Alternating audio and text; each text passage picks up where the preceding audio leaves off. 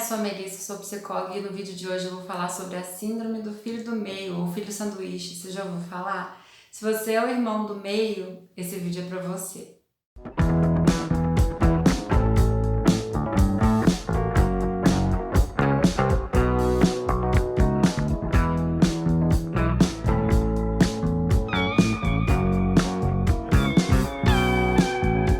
Mas antes de começar a falar sobre a síndrome, eu queria te perguntar se você já é inscrito no canal. E se ainda não for, eu peço por favor que você se inscreva. Se gostar dos conteúdos, não deixe de curtir, compartilhar com os amigos, deixar um comentário. Eu vou gostar muito de ler. Bom, então vamos lá, falar sobre a síndrome do filho do meio, ou do irmão do meio, ou do filho sanduíche. Vocês vão ouvir várias nomenclaturas, mas todas elas para falar sobre algumas características observadas por alguns especialistas, alguns estudiosos ao longo do tempo, sobre o filho do meio.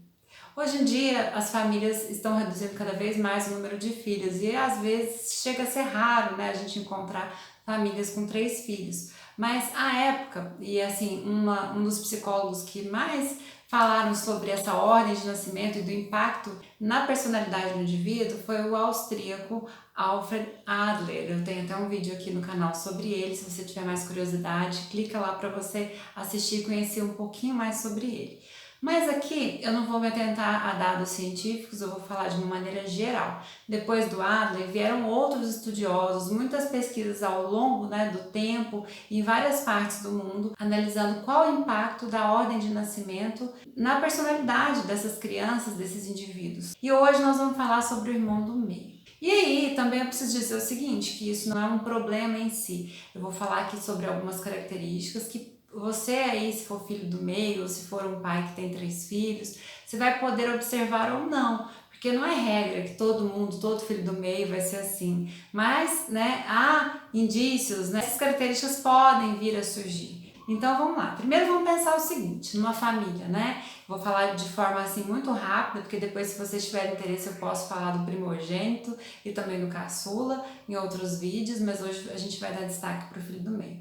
Vamos pensar o seguinte, uma família de 3, o primeiro que nasce, obviamente, as atenções são voltadas para ele, os pais estão ali, com toda a disponibilidade de tempo, de investimento emocional, naquele filho que foi aquele projeto inicial, enfim, os avós, às vezes é o primeiro neto também das 2 famílias, então as atenções são voltadas para esse primogênito. Aí nasce um segundo.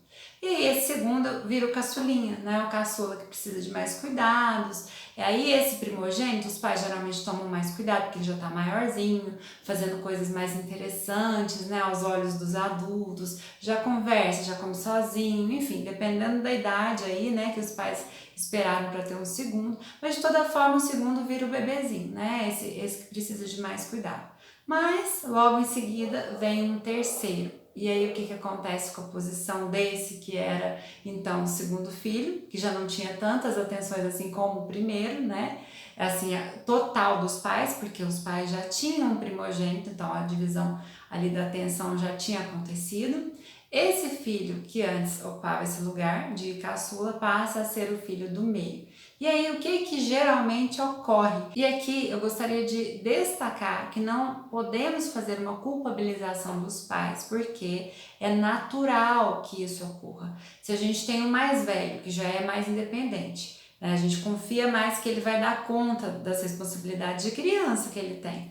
E aí a gente tem um do meio, que também é maiorzinho, e vem um caçulinha, bebezinho, totalmente dependente dos nossos cuidados, é natural que a gente se volte para esse caçula e tenha um cuidado maior, para afinal a dependência é absoluta no início da vida. Pode acontecer com o filho do meio. O filho do meio pode ser aquele que acaba ficando esquecido, porque ele não é nem o que está lá desenvolvido, já conseguindo fazer as coisas de uma maneira mais autônoma dentro da idade dele, e nem é o caçula, na dependência absoluta, cuja atenção dos pais está ali mais voltada para ele. Então esse filho do meio, ele pode se sentir um pouco abandonado, ele pode se sentir não visto. E o que pode acontecer? ele começa a pensar em estratégias, gente, isso de maneira inconsciente, obviamente ele nem tem essa noção, mas por sentir falta desses pais, por perceber que ele não tem mais a atenção que ele gostaria que tivesse, ele pode começar a mentir. Se ele já tiver em idade escolar, ele pode começar a bater nos coleguinhas, agir com agressividade, a jogar brinquedo e quebrar as coisas. Por quê? Porque ele é custoso? Porque ele é difícil? Não, porque ele está tentando chamar a atenção desses pais, falar assim, papai, mamãe, olhem pra mim, eu tô sentindo falta de vocês, tô me sentindo sozinho, tô me sentindo abandonado. E aí às vezes a gente como pais fala, não, mas não tá abandonado, ele tá ali com os irmãos, eu tô ali dando atenção. Mas para a criança, talvez para o que a criança gostaria, nós estamos sendo aquém naquele momento. Então, qual que é a sacada, né, a grande sacada para que isso não aconteça? Que a gente observe os filhos. Eles dão sinais quando eles não estão se sentindo bem, quando eles estão sentindo que alguma coisa está errada ou que alguma coisa está faltando. Desenvolver essa escuta, né, ouvir a criança, as lamentações, o que ela tem para dizer, é muito importante para evitar que ela se sinta dessa maneira. Outra questão assim que a gente pode fazer dentro do possível, obviamente, ter um instante, um momento com cada um dos filhos separadamente, dando ênfase para aquilo que eles gostam de fazer. Então, se o mais velho gosta de ir ao cinema, vá um dia, né? Deixa o bebezinho com o pai, com a avó, com quem tiver, né? Com essa rede de apoio que geralmente a gente busca quando tem filhos, né? E vá ao cinema com o mais velho. Se o do meio gosta de tomar sorvete, vá à sorveteria com ele, para você ouvir o que ele tem para falar, para ele sentir que ele tem um espaço com você. Isso serve para o pai ou para a mãe, ou para qualquer cuidador que seja. E depois cuida do mais novo. Então, na medida do possível,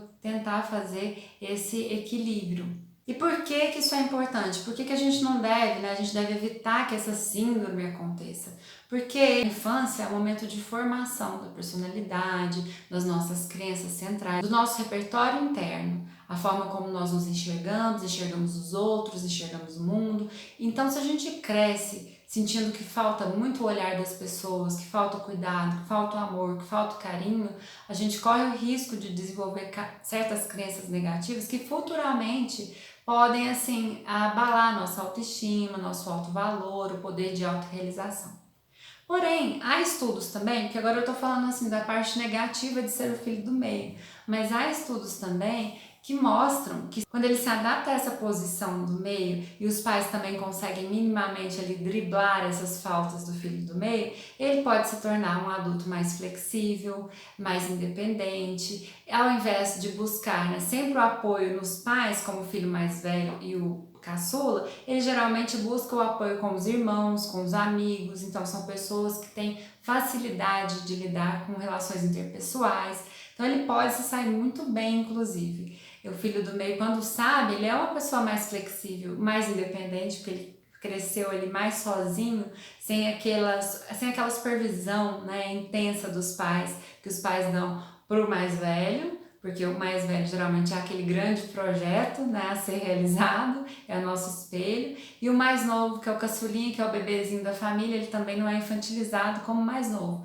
Então, o filho do meio também tem grandes chances de se destacar, né? Depende aí dessa interação. Quando ela é bem feita, os resultados vão ser positivos com certeza. A ordem de nascimento não é determinante de sucesso ou fracasso. É a forma como as interações são feitas, tanto em relação ao manejo, essa interação dos pais em relação aos filhos, quanto em relação à forma como nós, filhos, absorvemos as relações, né, as interpretações, os cuidados que nos são dispensados na infância. Todas as posições têm seus prós e contras.